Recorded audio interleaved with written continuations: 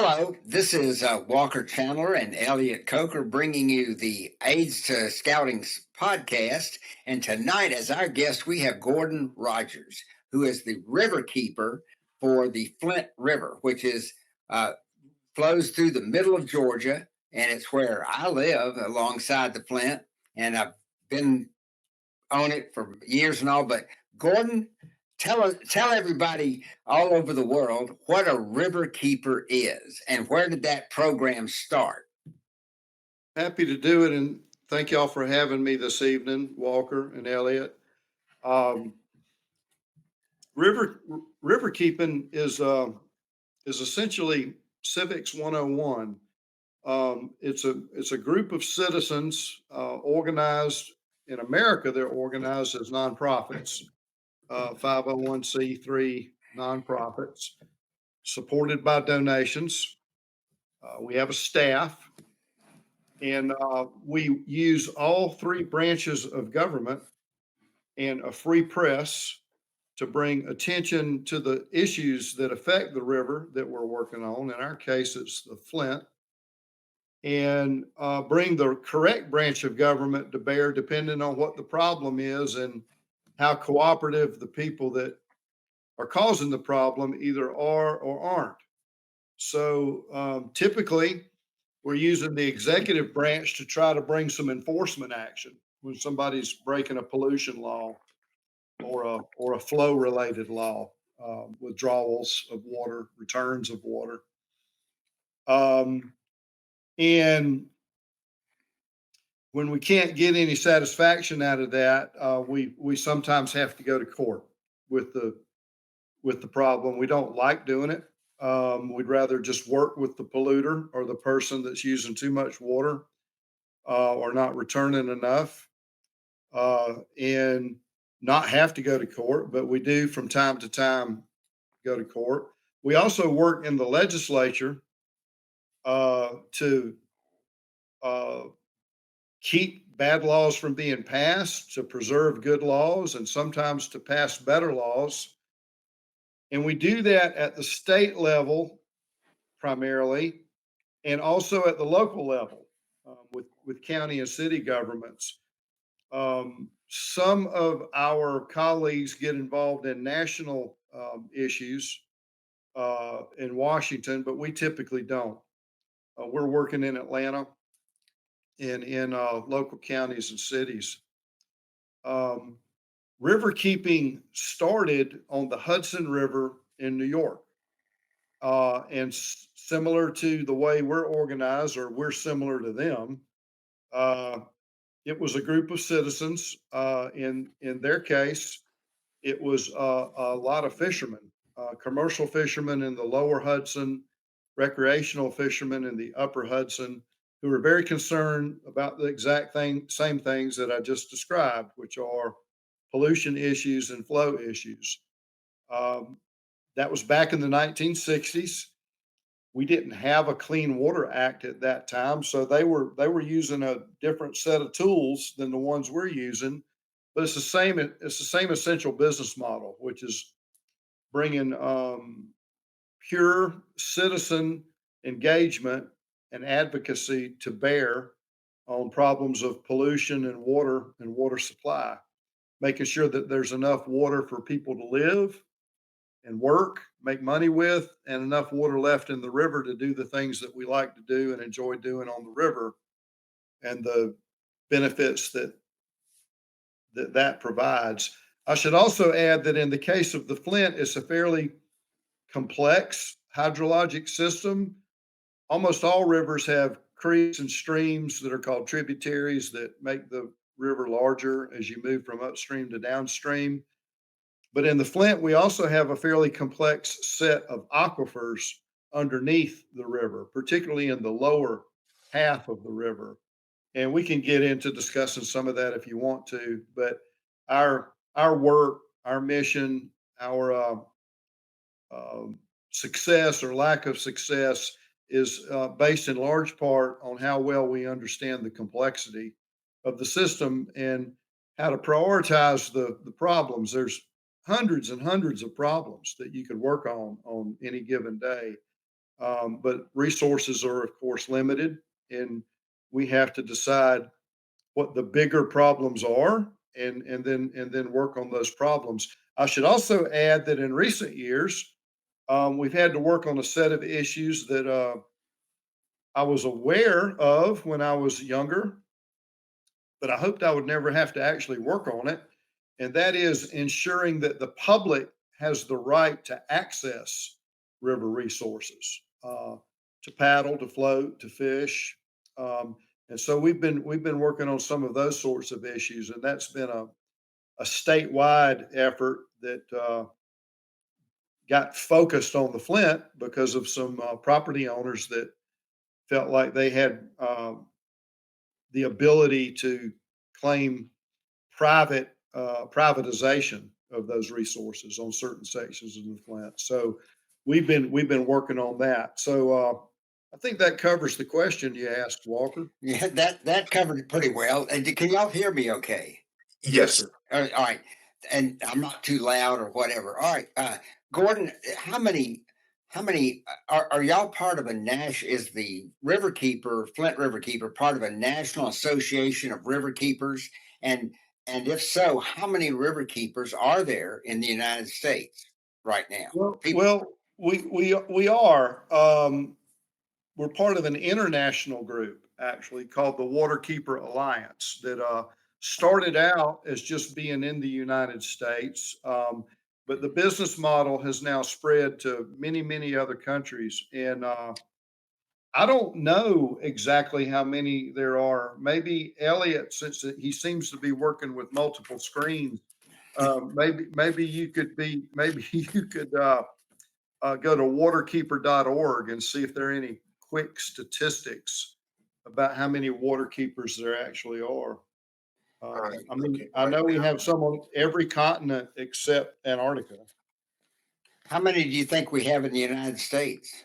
More than 250, I think, but I don't know the number. You mentioned that you had staff. Um, I assume your budget is what, less than $1 million, something Yes, like that. yes, And it's around 600. Yeah. and so with that, obviously you can't have a big staff. But what do you have staff for, and what do they do?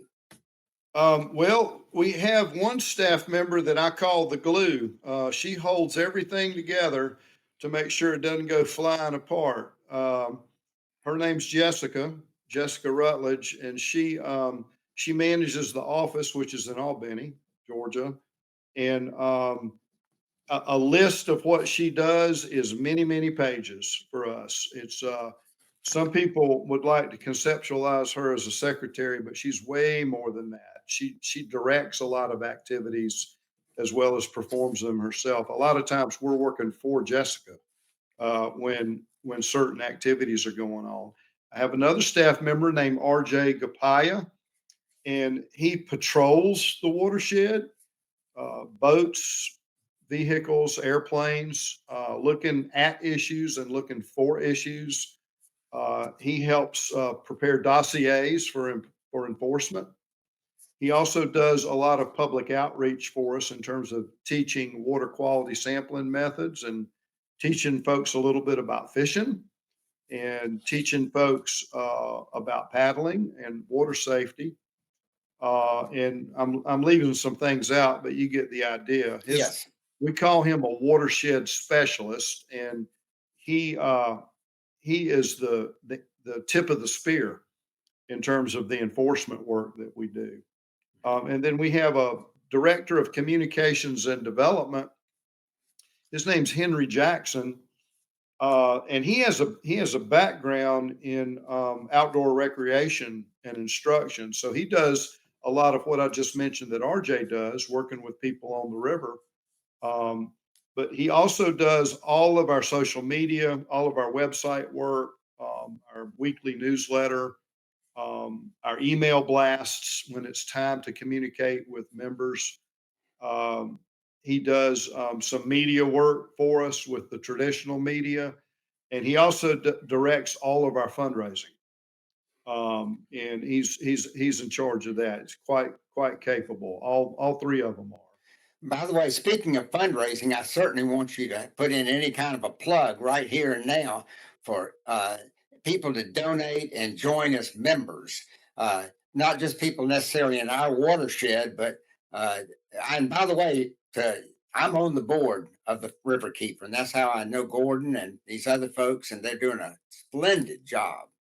So, anyway, put in a plug for fundraising for just a moment. Well, all you have to do to vote to donate to Flint Riverkeeper is go to www.flintriverkeeper.org, and there's a button, and if you have a piece of plastic, you can donate to our work.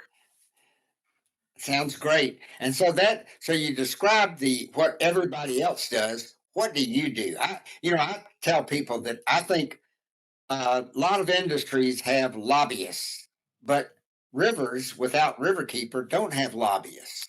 And so that's what we are, is what the Riverkeeper group is here. You're the lobbyist, right? We're designed to be a voice for the river, and so all of the things that I just mentioned, all of that work of holding things together that Jessica does, and the point of the spear that RJ is, and the communications and development work, fundraising work that Henry does. I'm involved in some of that every day. And so I'm working directly with those three people. Um, I, I'm the one that decides when we have a hard decision to make, whether or not we're going to pursue a pollution case, for example, and how much resources we're going to put into it, um, or whether we're just going to kind of kick it to the curb, or when it's perhaps had enough attention and we can call it a baked cake. Um, and I'm the person that goes to the legislature most of the time when we need a presence at the legislature. We also have a paid lobbyist that it keeps us informed about what's going on at the legislature and how we need to kind of twist the knobs. Do we need a physical presence at the legislature, um, directly lobbying folks, bringing our membership, some of our members to the Capitol, or do we need to flood a particular House member or senator with emails? Or do we need to direct some attention to the governor's office? What is it that we need to do? We pay a very trusted lobbyist to do that for us, and then I sometimes show up, and I've spent way, way, way many more days in the halls of the Georgia Capitol than I ever thought I would or wanted to. I, I And understand. Address, if you would. We just float around in these, and I hope you don't mind that, Gordon. One of the yeah, things I'd like when people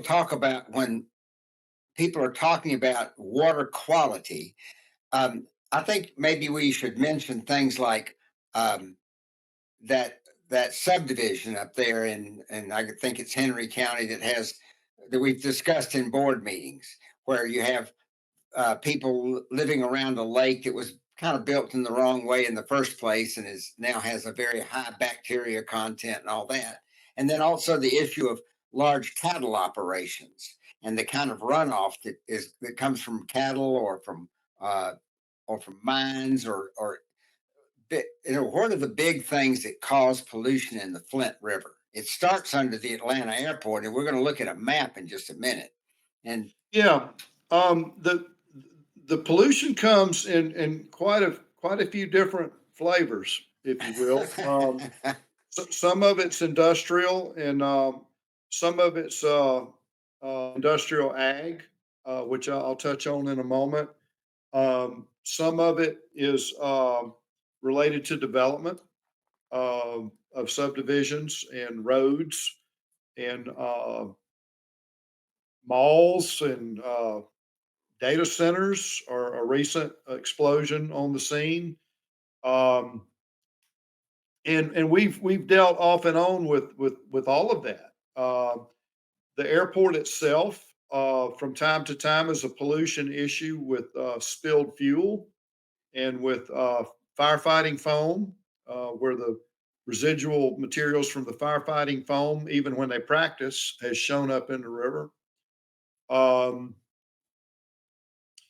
it can be quite a few different things, including what people would think of as sort of traditional industrial pollution. We've sort of dealt with it all. A lot of what we also do is comment on projects and try to right size and get the right controls on projects so that they don't become sites of pollution, sources of pollution. A lot of our work involves some fairly stultifying sets of public comments and meetings and all that sort of thing to try to keep bad things from happening in the first place.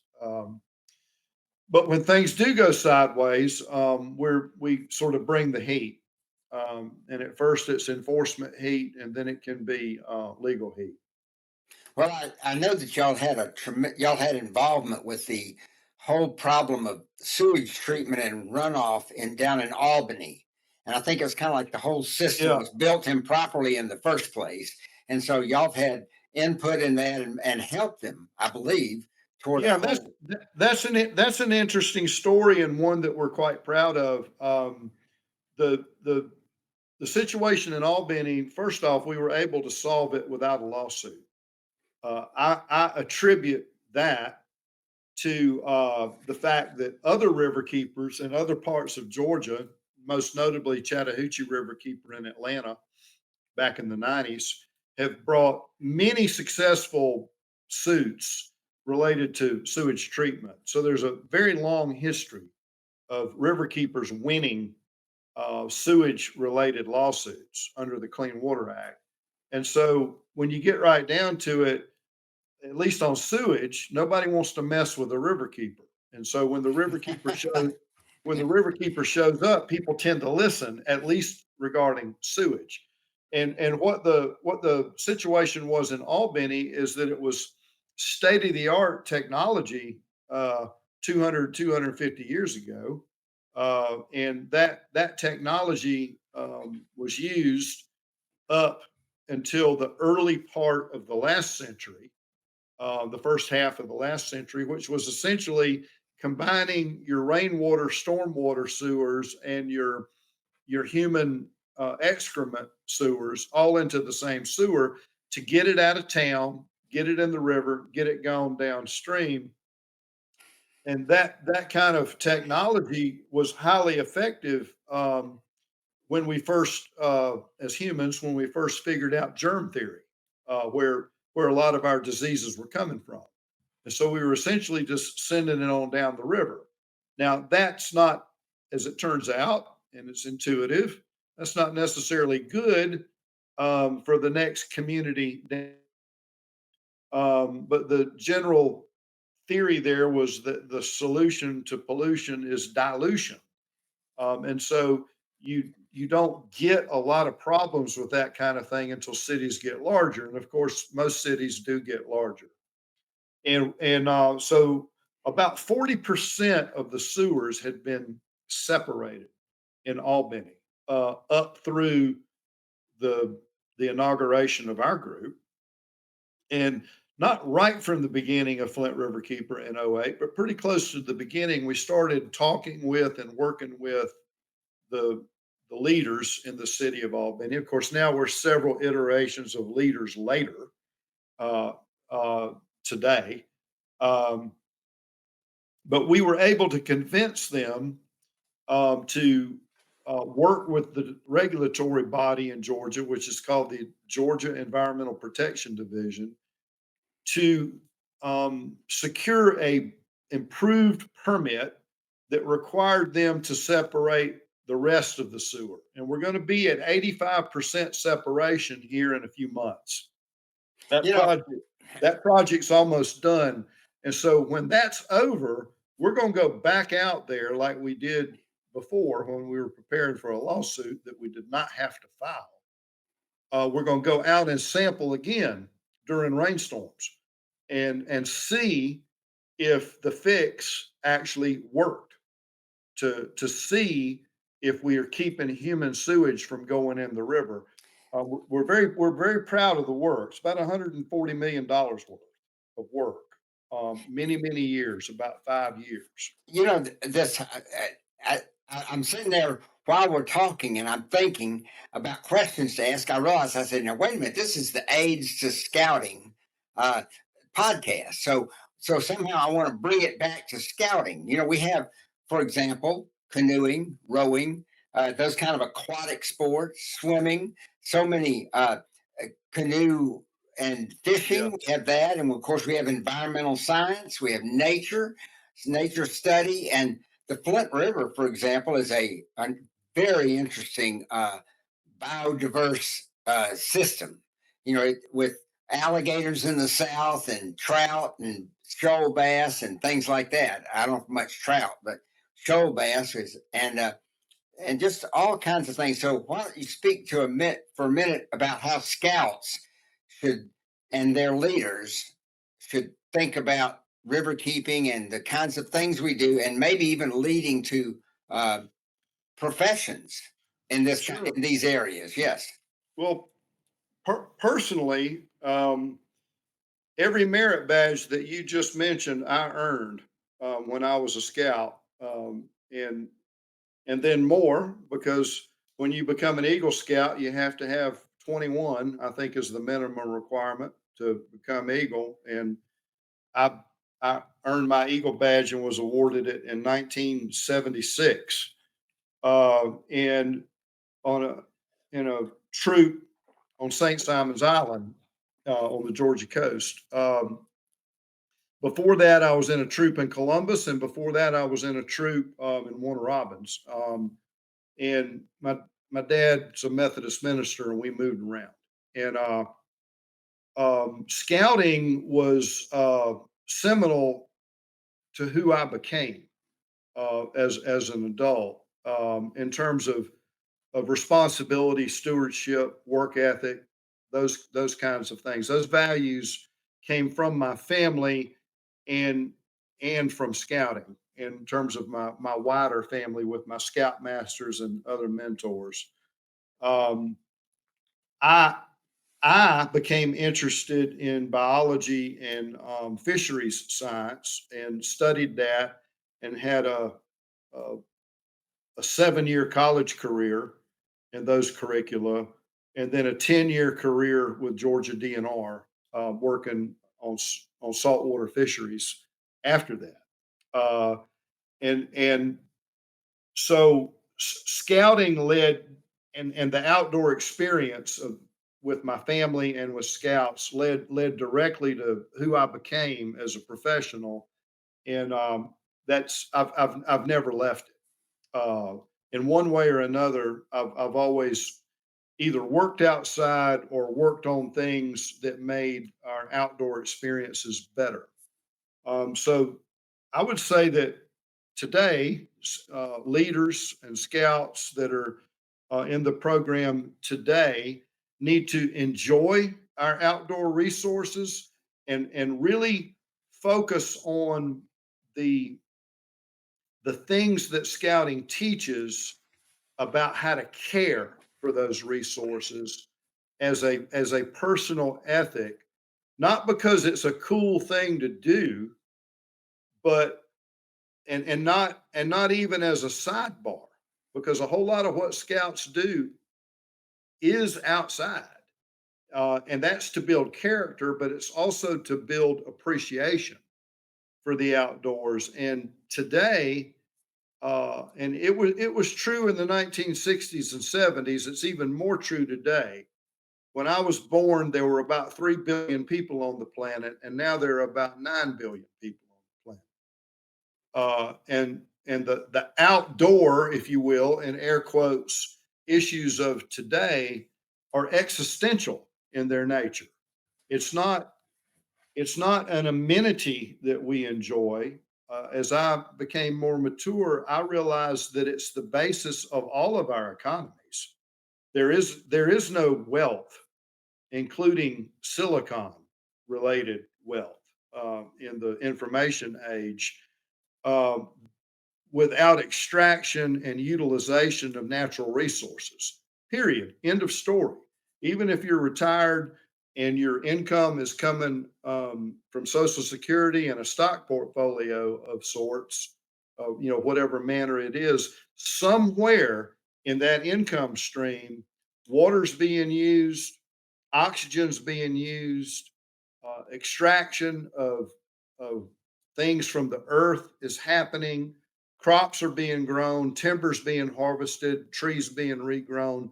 That's what generates the basis of all wealth. And I think that scouting um, has it definitely did a good job with me of helping appreciate the outdoors.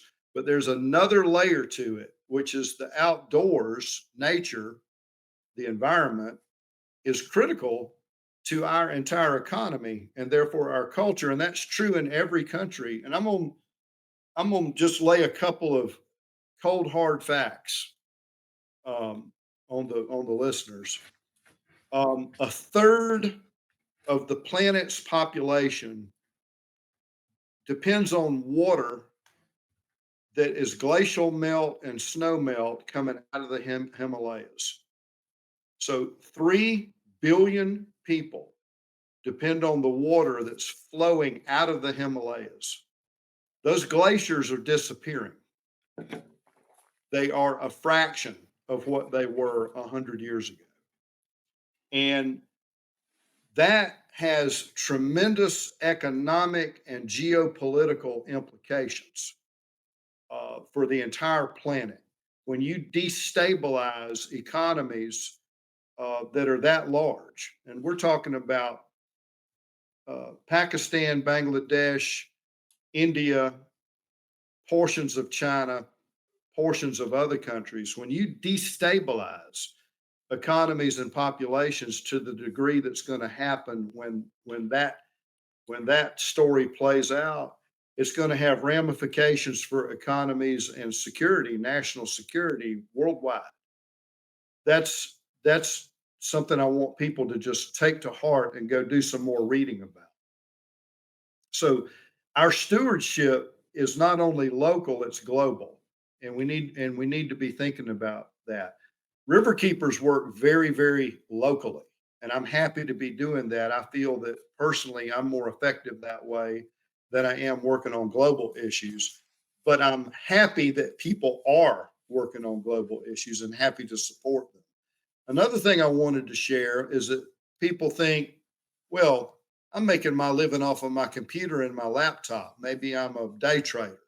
Maybe I'm a creative artist on computers. But please understand that every time you fire one of these things up, or every time you look at your phone and click a few clicks, a data center somewhere is processing that information. It's burning electricity, which in turn burns water and throws it off into the sky unless it's sustainably sourced. And you're using water to cool these large banks of servers. So even our information economy is dipping directly into natural resources, one step removed. Uh, and so back to the scouting question, I think that scout leaders have an opportunity to teach stewardship and responsibility lessons about nature that are well beyond the campsite. The campsite's important, the river's important, but the lessons extend well beyond the campsite.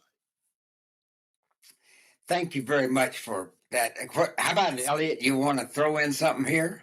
Just wanted to say the past 8 minutes of what you said has been absolute gold mine for the attitude that we're looking for aids to scouting. That's absolutely what everybody that listens to our podcast and should listen to our podcast needs to hear. Thank you, So Elliot. absolutely. I've been sitting here jumping up and down just listening. I'm like, he's right. He's right. Yeah, absolutely. Uh-huh. I wanted to ask though, well, I've been writing down questions this entire time, but as you've spoken, you've answered every question that I was writing down here before I even got to ask you. But I do um scouting taught you the love of the outdoors and everything. And I was looking as well at your bio on the FlintRiverkeeper.org. It said that after your schooling that you went to work as a fisheries statistician and later as a marine biologist. Was that the first job that you had outdoors, or what was the first thing that you did job wise? I don't mean necessarily career, but I was just curious. Well, the first outdoor paying job I had was mowing grass at a golf course on St. Simons, and I thought I was in high cotton. When I was earning $2.75 an hour, Mhm. and I mean, I know this is a scouting program, but the drinking age was 18, um, I was in paradise. I was living in paradise, and I thought I was in paradise. I didn't even want to go to college, and then I was fishing one day with my boss, who was an ancient 24 years old. I think I was, I was, I think I was between my freshman and sophomore years in college, and I was, home working for the summer.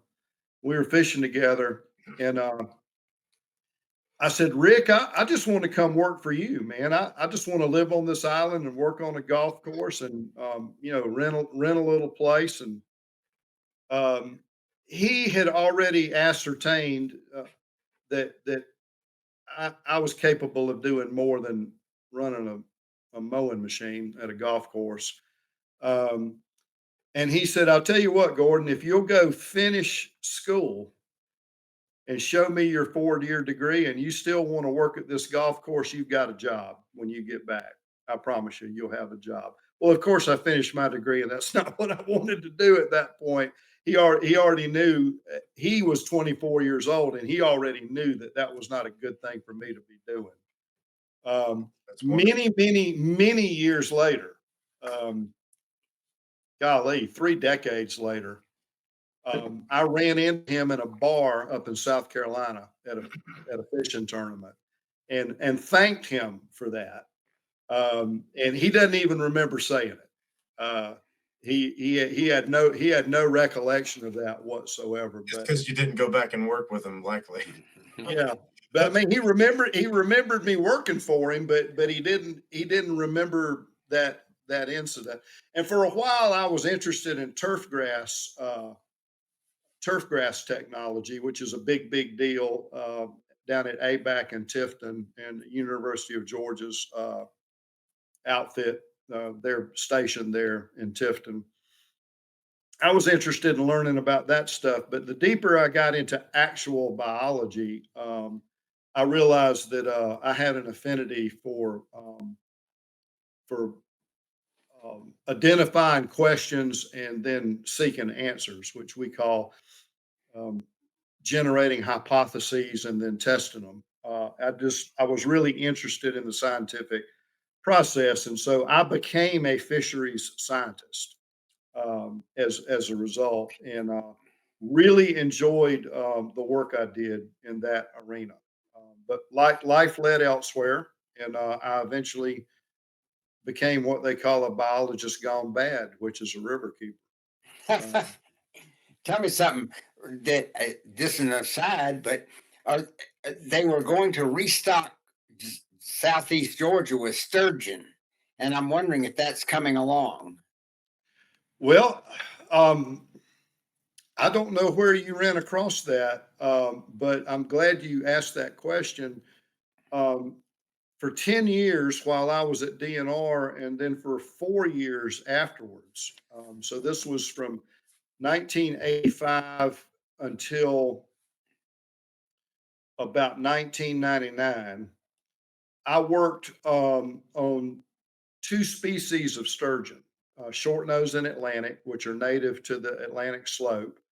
In all five of the Atlantic slope rivers, the Savannah, Ogeechee, Altamaha system, which includes the Oconee and the Ocmulgee, the Satilla and the St. Mary's. And at, at that time, the short-nosed sturgeon populations, short-nosed were on the endangered species list. I think they still are. And Atlantics, which is the larger one, up to 13 to 15 feet long. Those populations were in the toilet, and what we were working on is identifying what the problems were, and therefore what the answers, to fixing the problems were. And a series of management actions were taken in the 90s as a result of our work and the work of many, many others. And both of those species are now well on the road to recovery. My Now we're talking about a lot of years later now. My son is a fishing guide, and one of the rivers that he guides on is the Upper Okmulgee above Macon, and he has been seeing dozens and dozens of large Atlantic sturgeon around the area of Plant Arkwright in the Okmulgee River. He's seen singles and pairs and half a dozen for several years now, but this year he's had days when he's seen over 20. Well, Um, as an and aside, so we're seeing a recovery. for people who don't know, sturgeon is where I mean, in Georgia, they've gotten as big as like 800 pounds, and that's where caviar comes from. And so, of course, sturgeon all over the world is prized for caviar, but of course, caviar is fish eggs. So, by taking the big fish that has the eggs in it, you're hurting the population, I presume. That's right. And so over harvest was a big deal, and one of the management measures was just to shut that down, shut down the harvest. There's even a meat fishery for the Atlantics, and we did a lot of work on sturgeon genetics, Mhm. and we were seeing that in the offshore New Jersey and Delaware meat fishery, about 15% of those fish were Georgia fish. So they were getting hammered in Georgia, and they were getting hammered all the way up the U.S. East Coast, both for the eggs and the meat. So one of the answers on the Atlantics was to shut it down, um, but it's showing very strong signs of recovery, and it warms my heart to see that, and it also warms my heart that there's still an active sturgeon research team at UGA in Athens. There's people still working on it. While we still have time, and I know that some of the people are just going to be listening to this on Spotify, so they can't see the map.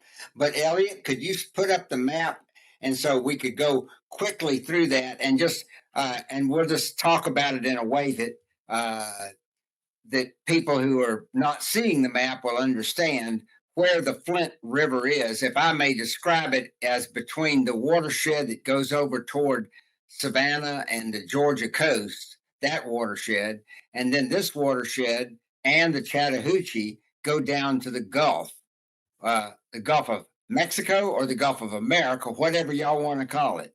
But it starts basically as a small stream under the Atlanta airport. You want to keep describing it, and how long is it? I notice it's very twisty in the southern regions where the land flattens out. Gordon, how many miles is it until it joins with the Chattahoochee? Oh my goodness, I wish I knew. Uh, 347 miles is the number that sticks in my head, but I'm gonna have to Google that real quick. Well, in a straight line, an airline, it would be only like 200 miles or something like that, wouldn't it? Or 250? That's right. 344 Uh, miles. Doctor Google says 344. Yeah. Okay. All right. So describe the what your Riverkeeper group breaks it up into three sections. So just briefly tell us what those three sections are. Well, we like to talk about the upper, the middle, and the lower. The upper section, the headwaters are actually a little bit northwest of the Atlanta airport, um, maybe 500 yards northwest of the MARTA station in East Point. It's just a little trickle, and it joins two other sort of little trickles underneath the airport. It's all piped together. It goes into the airport, goes underneath the airport into it, about where the Delta Museum is. If anybody's ever been there, cool place to visit. Um, and then it emerges from the airport, just downstream of 285.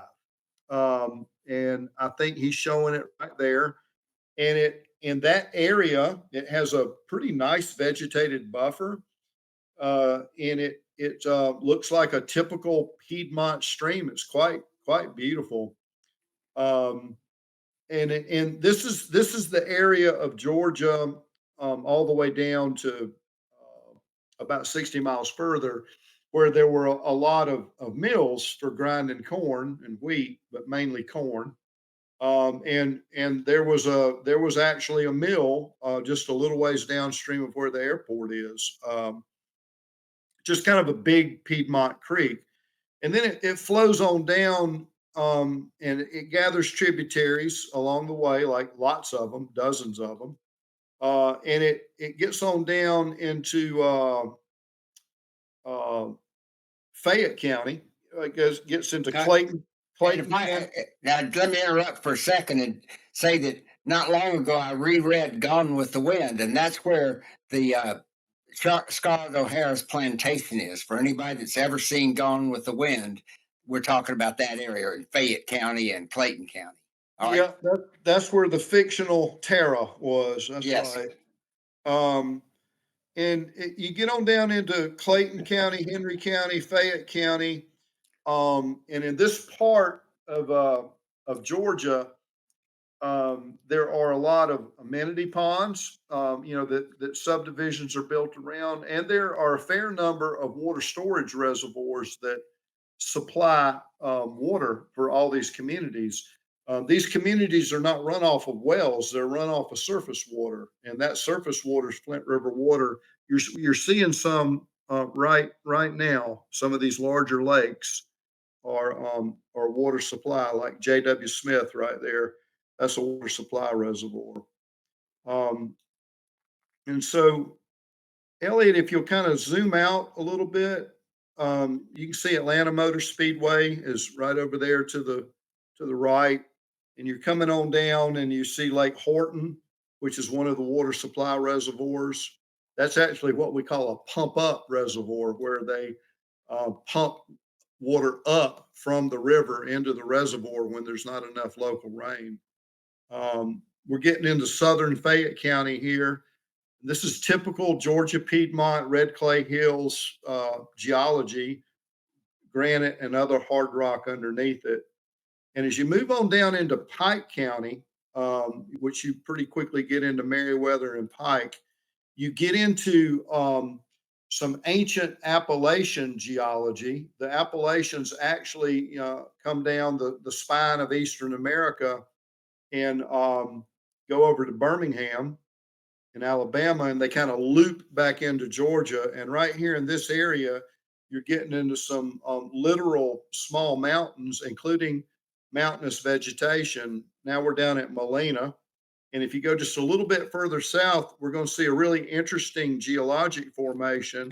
Let me stop you for a second and say that's where the Boy Scout camp is. The Camp Thunder, and the Yep. Lawhorn Canoe Base is in that Uh, area.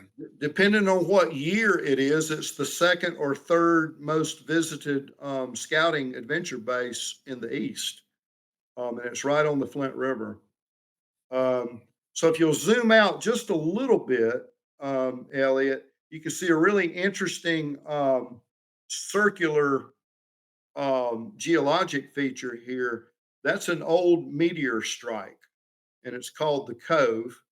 There are several of these in Georgia. You can see another small one over there to your right, a little circular formation just northeast of Crest.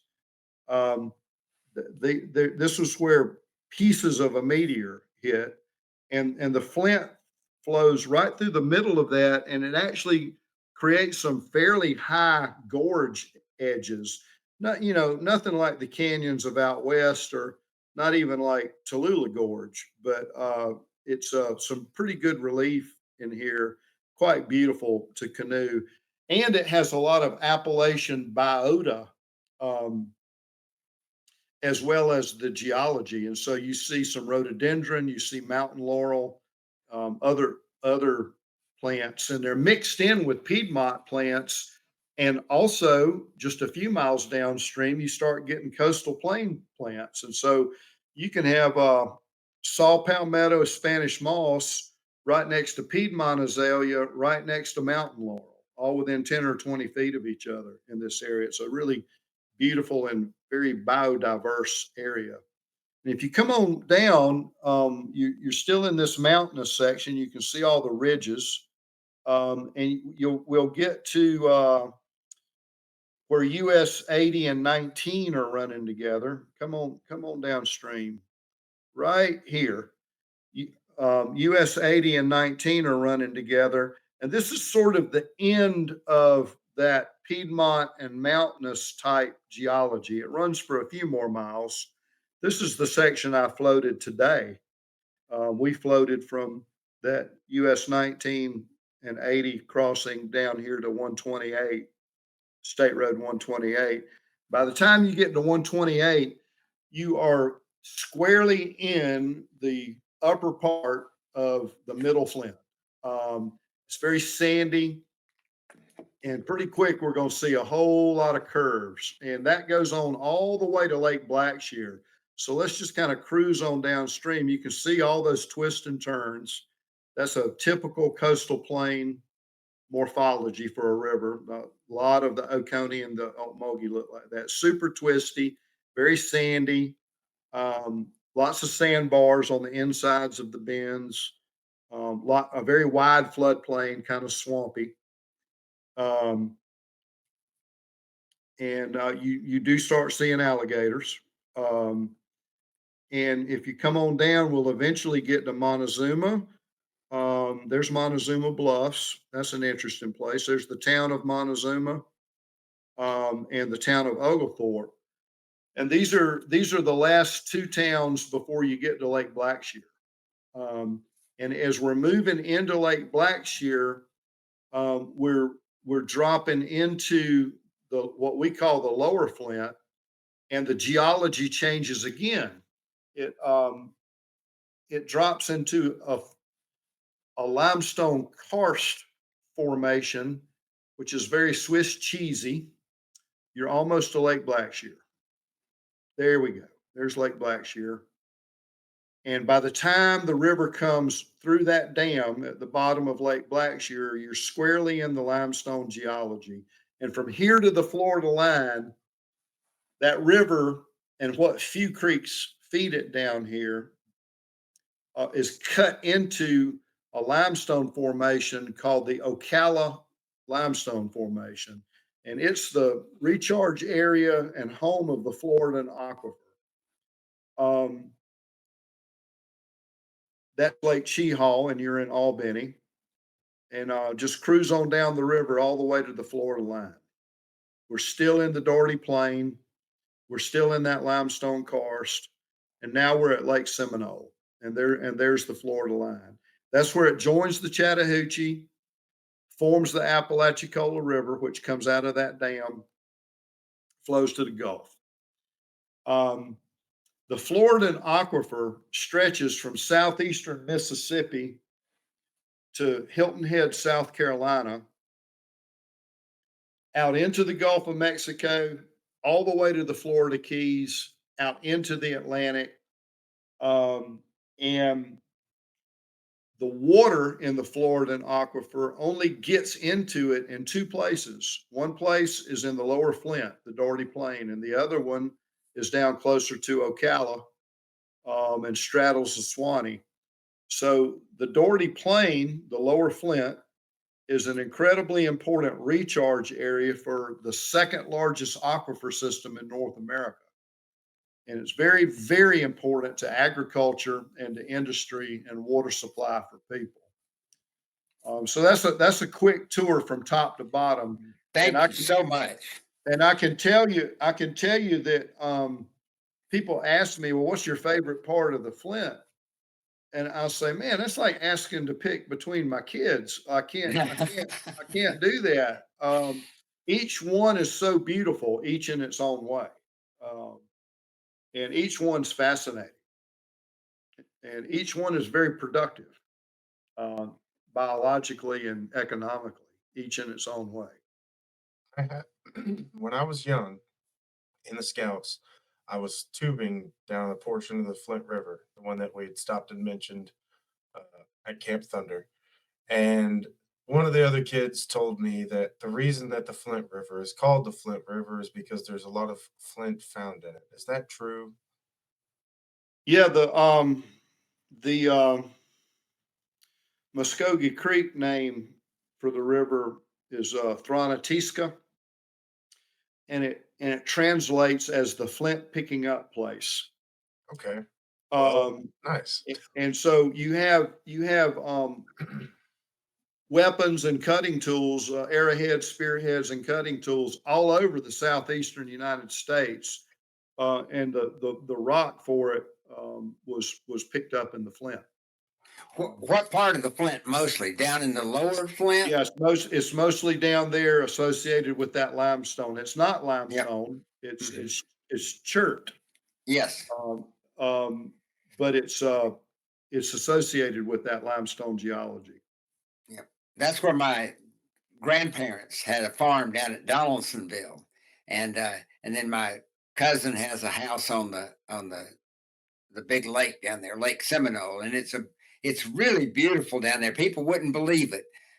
To me, the most beautiful time is in the springtime, like in April and March, and it's just wonderful. And the bird life, it's one of the minor flyways of the United States too, I believe. It is. And so that means in the fall and the spring we have a big diversity of bird life on the river. So what else might we tell and we probably ought to close up. We try to keep these right at about an hour, and it's been about that long. Please, what, Elliot? How about you? Do you have any more points you'd Just like for us? to bring it back to the first question that you asked me to look up, I did look it up, and it turns out that there's over 300 water keepers across 40 countries and 6 continents, which I think is incredible. Um, and if I understand, I don't think maybe we did talk about it, but I've forgotten. You are the executive director of the Flint River Keeper Incorporated. Is that what you are now currently? I also hold the title of Riverkeeper.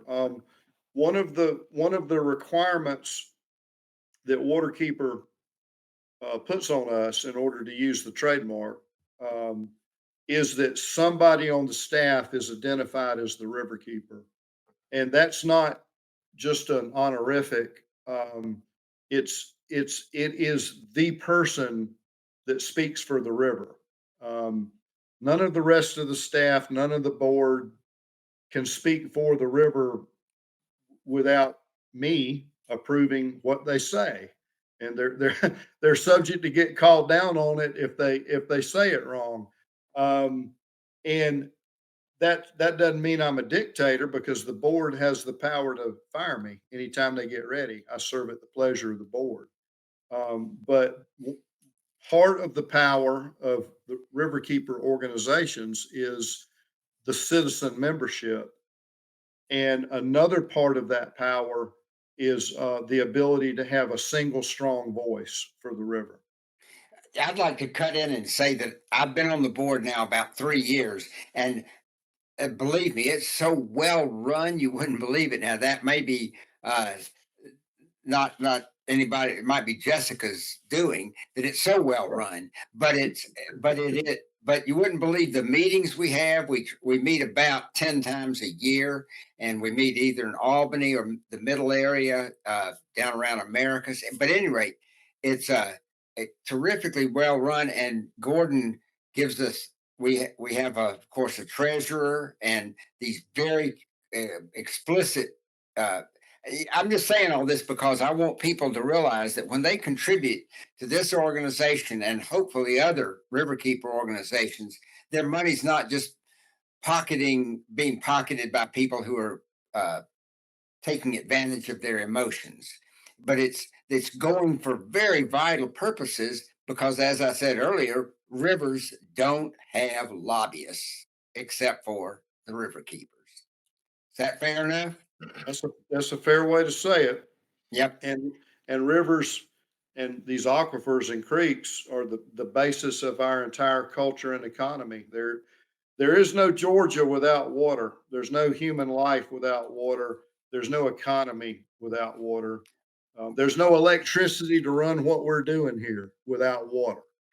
One thing that's bothered me, I've written that novel called Radium Springs, where the aquifer was producing tremendous amounts of water at Radium Springs, but now we have so much agricultural and industrial pumping. It's how many millions of gallons are pumped from just uh, one of those center pivot things? Well, if we can take a few more minutes, that's another success story is our working with ag to uh, I guess the right word would be to tune, to right size the pumping, and to use alternative sources of water, which turns out to be some of the deeper aquifers during drought. Uh, the Floridan aquifer in the vicinity of Flint is completely rechargeable. We have the capacity of pumping that thing way down. But then when we're exiting a drought and starts raining again, it'll completely recharge. And so it's a renewable resource. But the problem is during the drought, the animals and the people all need the water at the same time. So the challenge has been how do we keep enough water in these creeks and in the river to keep it functioning during a drought while also producing crops during a drought. And we've just had a tremendous amount of success so far working with the agricultural community to get that right. But to answer Walker's question, um, a single center pivot on the average, and we're talking about these things that move in a circle and irrigate, uses about 1 million gallons per day. Now that's not 24/7, 365. It's only during the growing season, but it's particularly critical during the drought. Everybody needs the water at the same time. Um, there are 10,000 center pivots roughly in the Doherty Plain in the lower Flint. So that's about 1 billion gallons of pumping capacity. To put that in perspective, um, one MGD, 1 million gallons, is a town about the size of Waycross, Georgia, or Tifton. Um, Valdosta is about 2 MGD. So you can run a town, a decent sized town, off of what one center pivot uses. Um, so we're talking about 10,000 of them. That's equal to roughly a city with all of its suburbs the size of Tokyo. So we essentially have Tokyo sitting in the lower Flint, sort of flashing like a Christmas light, if you will. It's not running 24/7, 365 like Atlanta is, but when it's on, it's on. It's just a hell of a lot of water. Well, And so it has been a challenge to figure out how to tune that so that it doesn't hammer the creeks and the river so hard during a drought. But we're getting there.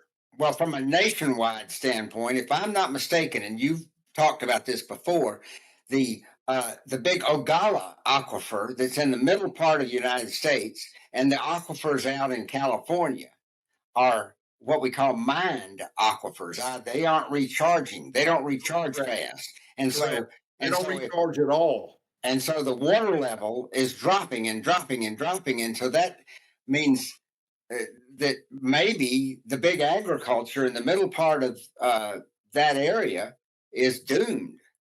Unless, and certainly I mean, I bet you in 1860, you could dig a 50-foot well and have water for your farm. But now you probably have to go down 200 or 300 feet, don't you? It's true. I don't know the depths in the middle of the Yeah. country or in California. Yeah. It's true that those aquifers are being mined. They're on a clock. It's ticking. At some point, it's all going to run out. Now they have extended the clock by getting more efficient with their methods, but they're still on a clock. Um, in contrast, the Floridan aquifer in the vicinity of the Lower Flint in the Doherty Plain is completely rechargeable, and the global capital markets have taken note of this, and the land prices, the ag land prices in the southern part of the Flint have quintupled since I took this job. I took this job in '09, and land prices in the Lower Flint with ag permits have quintupled. So Mm. it's phenomenal. That's the importance of water. Well, it certainly is. I certainly appreciate all that you do and that the Flint Riverkeeper does. And again, it's flintriverkeeper.org. I hope everybody will go on there. I'd like to see a lot more people just paying, what is it, $35 a year to be a member, something like Whatever. that. I think it's 45 for a family. Yeah, and Yeah. whatever it is, I'd sure like for us to have a lot more members and a more diverse membership. And and so that's one thing I keep talking about and not maybe not doing enough about myself. But anyway, here we are, and I'm hoping that we'll be able to use this and that y'all will be able to use this to spread the word, not just here, but all over the world about the importance of river keeping. And if you don't support Flint River Keeper, then support the one in your backyard where you live. Thank you. Thank you, Elliott. We appreciate it so much. Absolutely. Thanks. Thank you, Gordon, for being on today. I really sincerely think this is one of our best message episodes yet. Um, so thank you so much for all You're your very knowledge. welcome. I enjoyed it.